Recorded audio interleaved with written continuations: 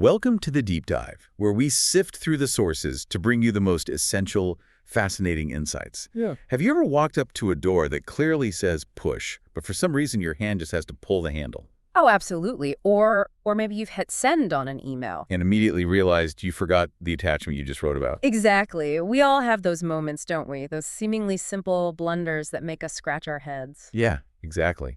And that's what we're diving into today. Our mission, inspired by insightful excerpts from part 2 of a foundational book on behavioral science, is to explore why, despite our best intentions, humans often make irrational choices and, fall into predictable traps. And then crucially, how subtle ethical guidance, what we call nudges, can actually make a profound difference. Right. It's all about understanding the human condition in specific situations. We'll unpack the core moments where nudges are most effective, look at how good design can save us from ourselves, and even uncover the dark side of design known as sludge. Okay, so let's unpack this right away.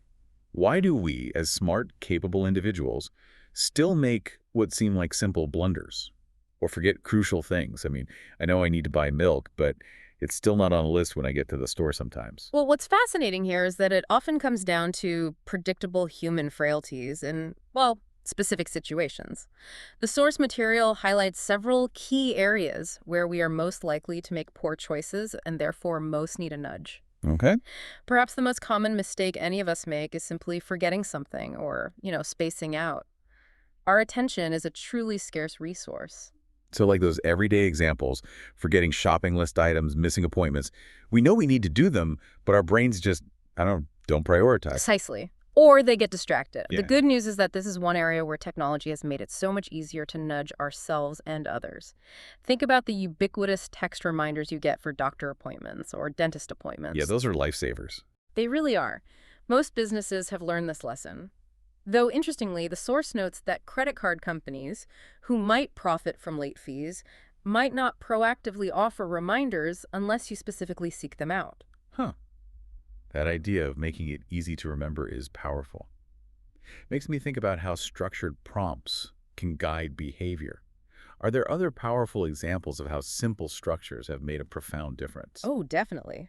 A brilliant illustration comes from the 2008 U.S. presidential election. Researchers David Nickerson and Todd Rogers experimented by prompting voters with implementation intentions. Implementation intentions. Yeah, basically asking simple planning questions like, what time will you head to the polls? Where will you be coming from? What will you do right before? Things like that. Okay, so making it concrete. Exactly. This seemingly small nudge, based on Peter Gollwitzer's research, actually increased turnout by 4.1 percentage points. It was especially effective for single-person households. Wow, 4.1 points is significant. Oh, no. It really is. It just shows how small, well-placed cues can powerfully re-engage our attention and guide us without feeling, intrusive. It's about designing for how our busy brains actually work. That's such an elegant solution.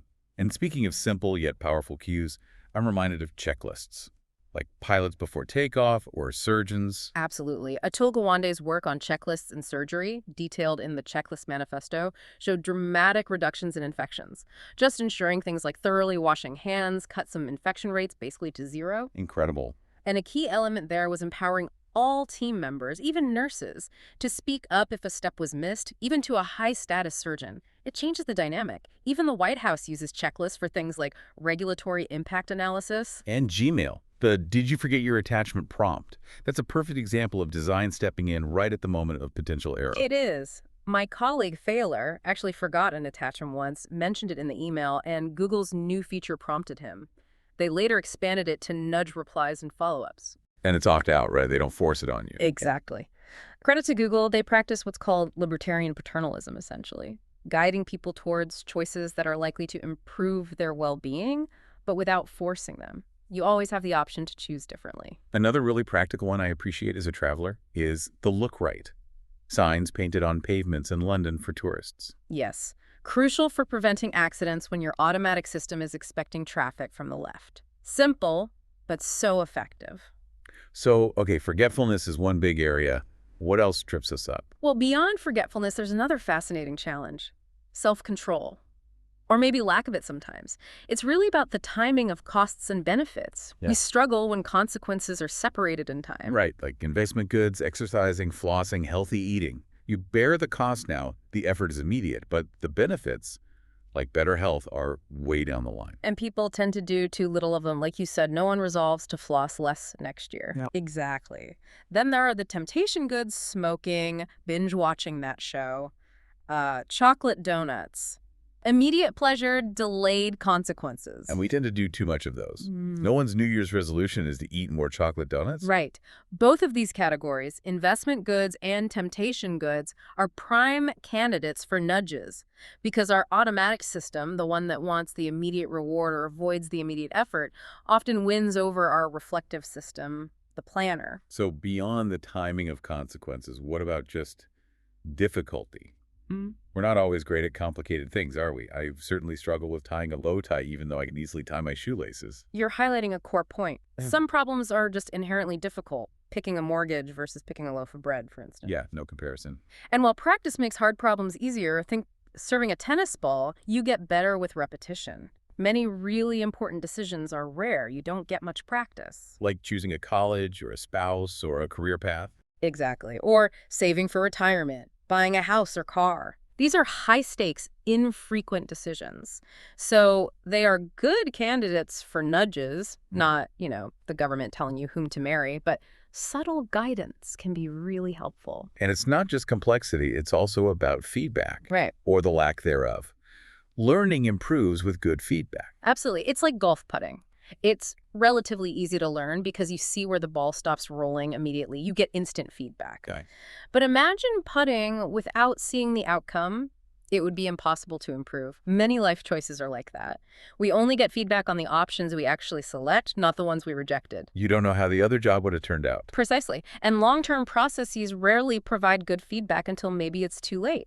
You might eat a high-fat diet for years with no strong warning signs until, boom, a heart attack. Nudges can help fill this feedback gap. This also connects to something called mappings, right? Yeah. Translating choices into actual experience. Choosing an ice cream flavor is easy. You can often get a free taste. Simple mapping. But choosing between complex medical treatments, like for prostate cancer surgery versus radiation, versus what used to be called watchful waiting, now active surveillance, that's incredibly hard. It's incredibly hard because you don't know the data maybe, and it's really difficult to forecast what life would actually be like if you were, say, incontinent or impotent after surgery. Yeah. And what's truly scary, as the source points out, is that patients often decide in the same meeting they get the bad news, and their ultimate choice often depends heavily on the doctor's own specialty. A surgeon might lean towards surgery, a radiologist towards radiation. That's worrying. It is. The core insight here is that it's hard to make good decisions when we can't easily translate abstract choices into concrete experiences. Good choice architecture tries to help people map choices to outcomes, making information comprehensible, like clear tire safety ratings instead of jargon. Okay, so if we're prone to all these blunders, forgetting, lack of self-control, complexity, no feedback, bad mappings, how can we design our world to actually help us? The source material calls this choice architecture, right? Building on Steve Jobs' idea that design is how it works. Yes, exactly. It's not just about how something looks, but how it functions for the user. And the core principle is often simple. Make it easy. Make it easy. This draws from the psychologist Kurt Lewin's idea of channel factors. These are seemingly small influences that can powerfully facilitate or inhibit behavior, like tiny changes in the landscape directing a river's flow. Like your colleague Thaler's famous classroom door anecdote. The one with the big, handsome pull handles, but the door opened outward. That's the one. Despite signs, despite being told, students, and embarrassingly, even Thaler himself, occasionally would still start by pulling that handle. Because it looks like a pull handle. Precisely.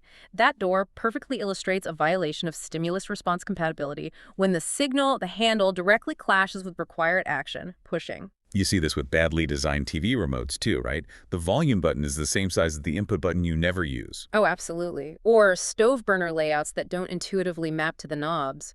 It's not just about doors, it's a profound insight into how our automatic impulses can override our conscious intentions even when we know better. Our automatic system just wins. Often, yes. This is why good design must always work with our inherent human wiring, not against it. And the good news, often, is that good design isn't necessarily more expensive than bad design.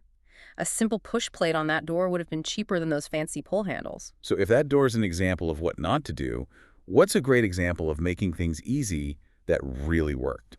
The Yale University tetanus shot study is a classic example. They found that simply giving students a map to the campus health center with the location circled and asking them to look at their schedule and decide on a time to go increased the tetanus shot uptake rate from a mere 3% to 28%, Wow, just from a map and a prompt. a nine-fold increase. It's the same principle as the Get Out the Vote study we discussed earlier, making the path clear and prompting a simple plan. It makes you realize how many daily frustrations might stem from the absence of such simple design thinking. That's a powerful demonstration. And it sort of connects to defaults, doesn't it? Yeah. The path of least resistance. Absolutely. Defaults are unavoidable. There's always some option that prevails if you do nothing.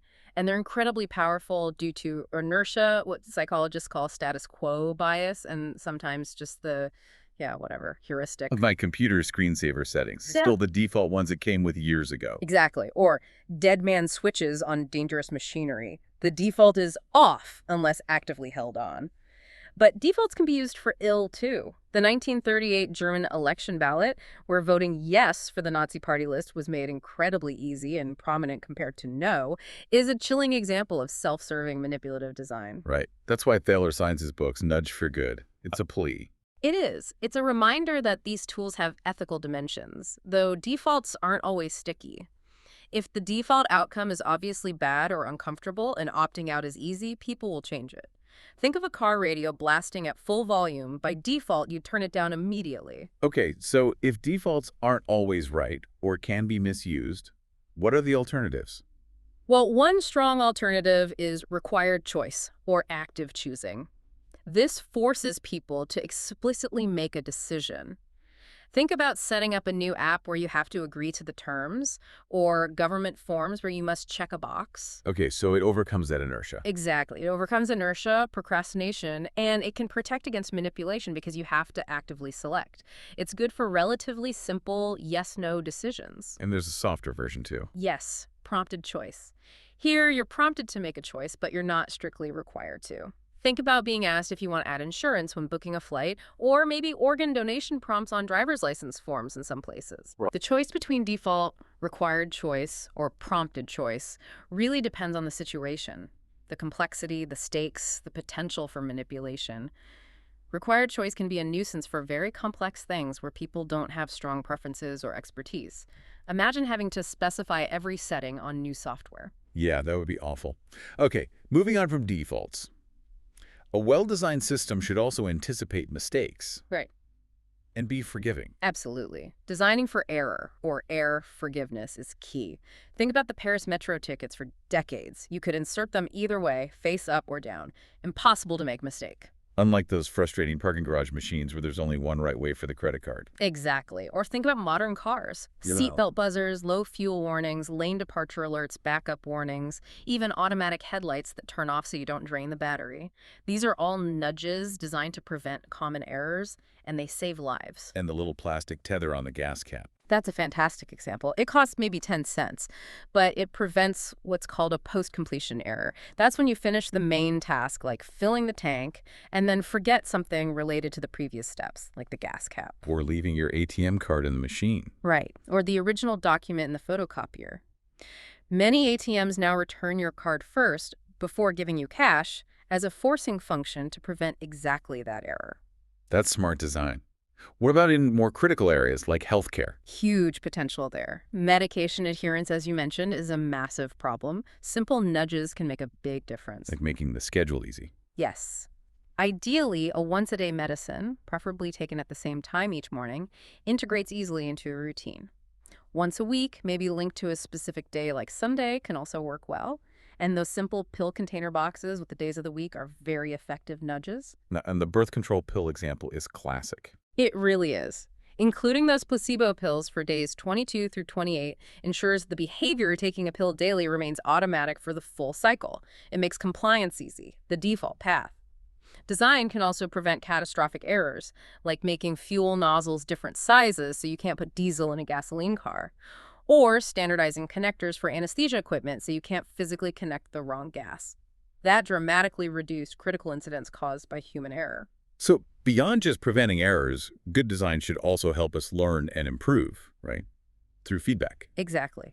By providing clear, immediate feedback, We mentioned low battery warnings on laptops or Tesla's routing you to charging stations, but designers also need to be careful about warning fatigue. If you get warned about everything all the time, you start ignoring it. Like the attachment warning popping up too often. Potentially, yeah. But creative feedback can be amazing. Your example of the ceiling paint that goes on pink but dries white is perfect. It solves the problem instantly. You see exactly where you've painted. It's brilliant. Unless you happen to be colorblind, it makes an otherwise difficult task much, much easier by providing immediate visual feedback. Okay, let's pivot a bit to some perhaps less intuitive but equally powerful nudges. Things like how choices are presented or even how they can be made enjoyable. Yes, these aspects of choice architecture are really critical, especially as our world gets more complex and we're bombarded with information and options. So curation, how does that work as a nudge? Well, when faced with too many choices, we humans tend to use simplifying strategies. Like if you're apartment hunting, you might use elimination by aspects. First, rule out anything too expensive, then anything too far from work, and so on. Yeah. Good choice architects understand this and act as curators. Think of a museum exhibit. It's carefully selected to be rich and informative, but manageable. They don't just dump the entire collection on you. Less is more often holds true. Like small bookstores or restaurants that have really specific focus. Exactly. They compete with the giant online retailers or huge chain restaurants by curating a unique selection and providing a great experience. Think of those Singapore hawker centers with Michelin-starred stalls selling just one amazing dish, or a wine shop owner who really knows their stuff and can guide you perfectly. Or even how paint stores organize colors. Right. They group colors by similarity on a paint wheel, not alphabetically, by their often uninformative names like roasted sesame seed versus Oklahoma wheat. The structure helps you navigate. And online platforms like Amazon or Google, they seem to manage huge selections. They do, and they succeed largely because of what the source calls immensely helpful choice architecture. Searching, filtering, sorting options, and importantly, collaborative filtering. That's the people who bought this also bought. Yes, or like Netflix recommending movies based on what other people with similar tastes have watched. It's incredibly powerful for navigating vast choice sets. But there's a potential downside there, right? Echo chambers. That's a very important caution. Collaborative filtering, while helpful, can unintentionally narrow our horizons. Public-spirited choice architects, the source argues, should actually think about nudging people to explore diverse perspectives, maybe suggesting articles from different political viewpoints, for example. Okay, now this next one sounds like a real game changer. Making desired behaviors fun. Ah, yes, the Tom Sawyer principle. Remember how he convinced his friends that whitewashing the fence was a privilege, not a chore? Yes.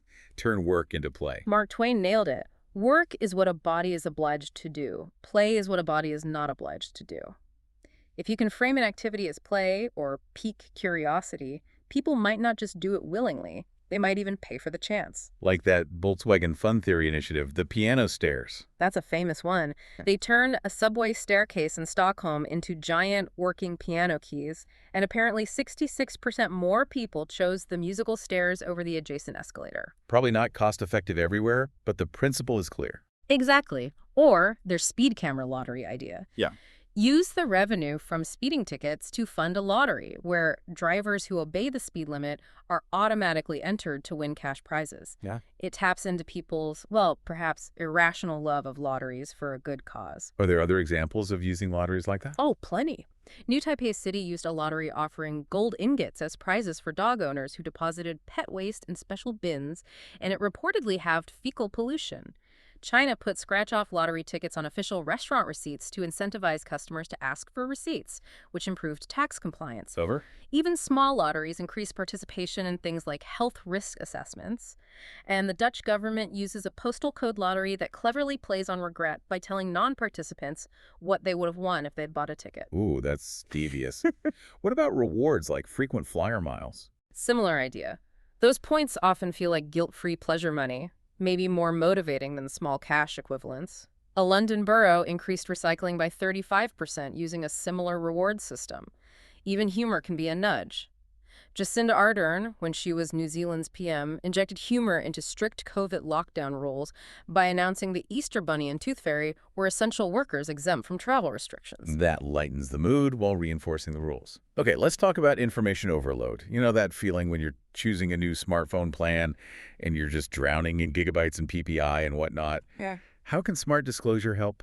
Smart disclosure is really about tackling that complexity. It has two main parts: standardizing information presentation, often making it machine readable, and giving you ownership and control over your own usage data. Like standardized units, MPG for cars, APR for loans. Exactly. Those are foundational. Standardized units and metrics are essential for functioning markets. The Truth in Lending Act requiring APR disclosure was a huge step. But the problem today is often the sheer volume of fine print information the seller is technically required to give you, but really doesn't want you to read or understand. Think of PayPal's terms and conditions, 36,275 words. Nobody reads that. Almost nobody. So Smart Disclosure aims to change that. First, complex information should ideally be disclosed in a standardized, machine-readable format, like a spreadsheet you could download. Like how travel websites Expedia, Kayak can access airline data. Precisely. Because that data is online and structured, third-party services can help you compare and choose easily. Contrast that with mortgages, where getting comparable data is often much harder. The second part is giving you ownership of your usage data. My data, like my streaming history. Yes, Netflix knows your viewing habits probably better than you do. Smart Disclosure argues you should own that data and be able to share it if you choose with services that could help you. How would that work in practice? Well, imagine parents of a child with severe nut allergies. If ingredient lists were standardized and machine-readable, they could potentially download their supermarket shopping history, upload it to a no-nuts website, which scans for hidden allergens, or suggests safe substitutes.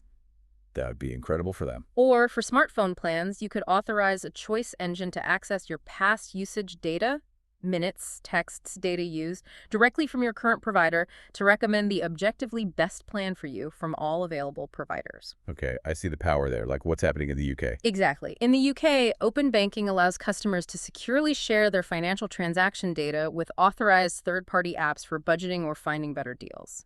And in the energy sector, suppliers now have to provide customers with their energy usage data via a simple QR code on bills. Apps like Uswitch can then scan this and instantly find cheaper tariffs based on your actual consumption. So the goal is more transparent, competitive, fairer markets. Yes, and ultimately better decision-making for consumers because the information is actually usable. Now, we talked a lot about helpful design, but not all choice architecture is designed for our benefit, is it? Sometimes it really feels like it's designed to trip us up. And this brings us, unfortunately, to sludge. Sludge is basically any friction, unnecessary steps, confusing forms, hidden information that makes it harder for people to achieve outcomes that would actually benefit them. And it can be intentional. Oh, absolutely, especially in the private sector. Think about the unsubscribe trap. Yes. Easy to sign up, nearly impossible to cancel. Exactly. Thaler recounts a frustrating experience trying to cancel a London newspaper subscription, required 14 days' notice, had to call a specific London office during UK business hours. It was designed to make canceling painful. Gyms, cable companies, subscription services are often notorious for this. It's basically a retention policy, right? Make it hard to leave. It is. And it often functions as a form of price discrimination, too. They might only offer you a special deal to stay if you actually go through the hassle of threatening to cancel. Thankfully, some places like California and New York are now passing laws requiring that if you can sign up online, you must be able to cancel online easily, too. What about those mail-in rebates? I always intend to send them in. But rarely do. You're not alone. Redemption rates are typically very low, maybe 10 to 40%. Studies found people are unrealistically optimistic about their chances of actually doing it. Like 80% predict they will, but only 30% actually do. And telling them the statistics doesn't help. Nope. The only intervention that significantly worked was to, guess what? Make it easy. Simplifying the mail-in process, like pre-filled forms or easier requirements, doubled redemption rates in one study. Firms often use complex rebates specifically because they know many people won't follow through, exploiting that optimism or inertia. And shrouded attributes, hitting costs. Yeah, that's another big one. The classic is razors and blades, cheap razor handle, expensive replacement blades, or inkjet printers and ink cartridges. Hotels, resort fees, parking, Wi-Fi charges. Right. Dry cleaning costs you only find out later. Credit card fees buried in the terms. It's hard to figure out the true total cost up front.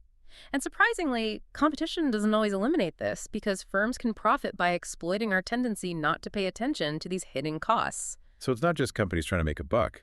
Governments can create sludge too, even unintentionally. Absolutely.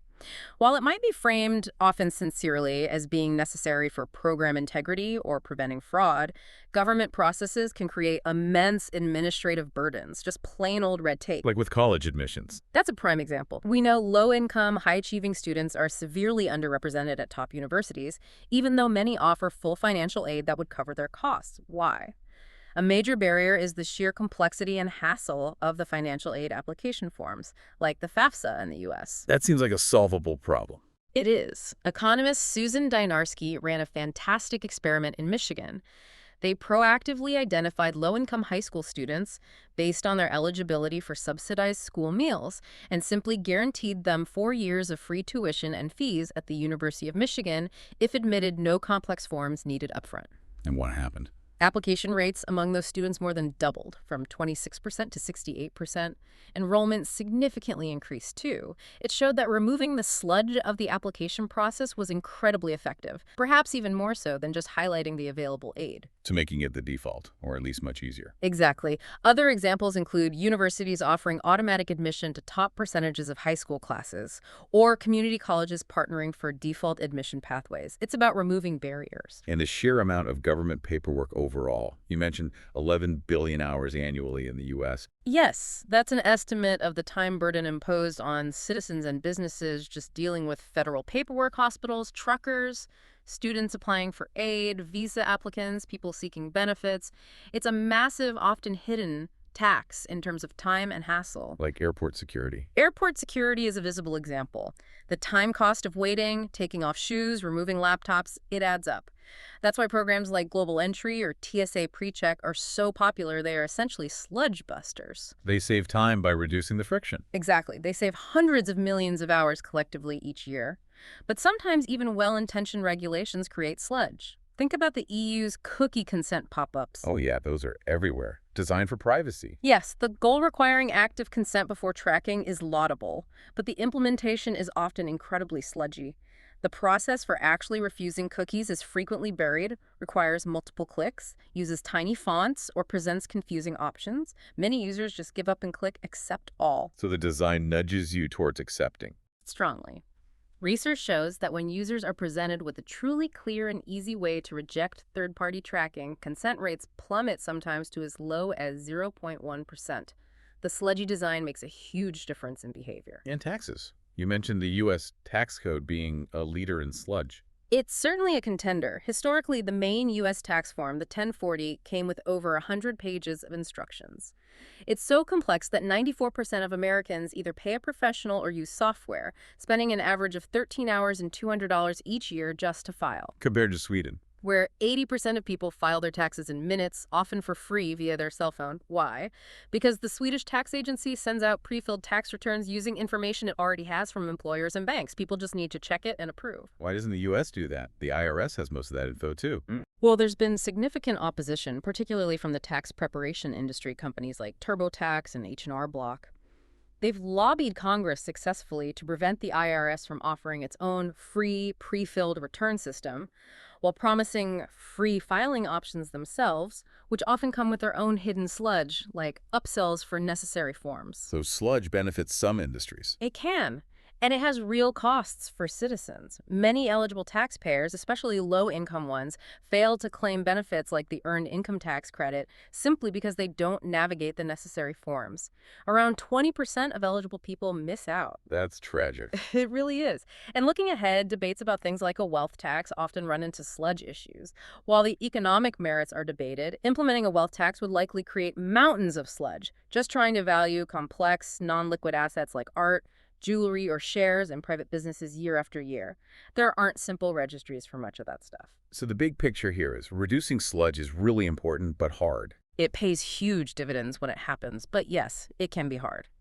As the source notes, arguably more money is often made by catering to human frailties, think bars, than by helping people avoid them. Think Alcoholics Anonymous.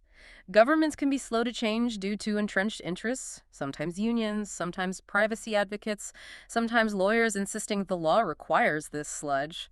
Progress is often incremental. We've covered a lot today. We've explored how our very human nature leads to predictable blunders, forgetting things, lacking self-control, getting overwhelmed by complexity, but also how deliberate design good choice architecture can powerfully nudge us toward better choices. Making things easy, setting smart defaults, providing clear feedback, structuring choices well, even making necessary tasks fun, these things really work. Right. But we also uncovered that dark side, the pervasive problem of sludge, whether it's intentionally designed to exploit our inattention or just the result of cumbersome processes that make things unnecessarily difficult. And the key takeaway, perhaps, is that the world around you is constantly being designed, often without you even realizing it. The choices you make are shaped by the environment they're presented in. So knowing about nudges and sludge hopefully empowers you, the listener, to recognize when systems are actually helping you, and maybe when they're making things harder than they need to be. Where in your own life or in the systems you interact with every day can you spot a brilliant nudge or perhaps a hidden blob of sludge? And maybe even think, what small change could I make to make it easy for myself or even for others?